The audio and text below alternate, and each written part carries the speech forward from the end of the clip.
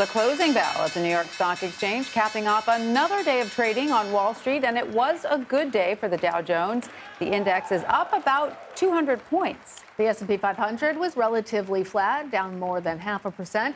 NASDAQ down more than 1.5%. Overall, really a pretty good day for the markets, considering what we've seen in the past. Absolutely. And for more on this, we're going to bring in Justin Hoogendoorn. He is the head of fixed income strategy and analytics at Hilltop Securities. Justin, welcome. Great to have you with us. We know we did have some pretty good, news on the growth of the economy today. Is that what was driving the markets higher today? Yeah, exactly. It certainly was. We saw such great performance in the bond market. I mean, it was that 2.6% growth in GDP in the third quarter was just such a welcomed event. Not only was it above expectations, but just bouncing back from two negative quarters, I think was a huge positive for bonds and for the economy in general.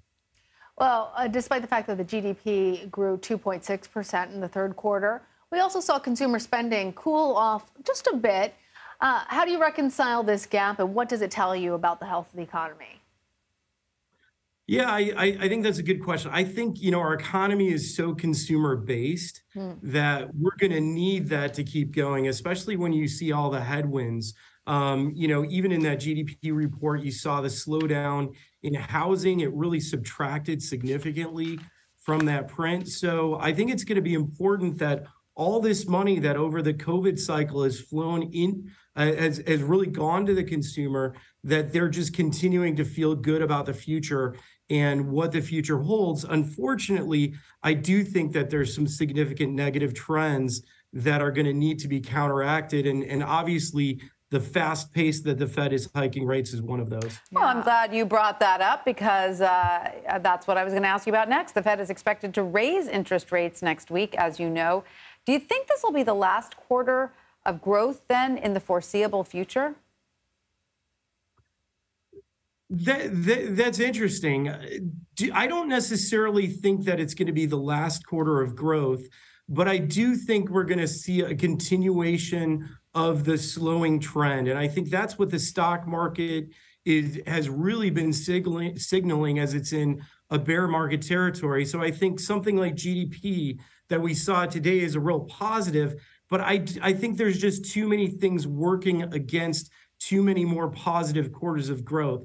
So I'm not going to say that we're going to be negative in the fourth quarter, but I do think that there's a significant probability that we'll be negative in 2023. And I tend to think that that sort of midpoint of 2023, June, sort of end of the second quarter, plus or minus about 4 months, we're going to start to see the Fed really need to begin to turn around from its rate hiking to getting more, more dovish, so that it can allow the economy to start to grow again. I think we will eventually see some negative GDP, unfortunately. Yeah, interesting. That tracks with a lot of what we've heard from the Fed chairman. All right, Justin Hoogendoorn, thank you so much. Thanks, Justin. Yeah, thank you so much for having me.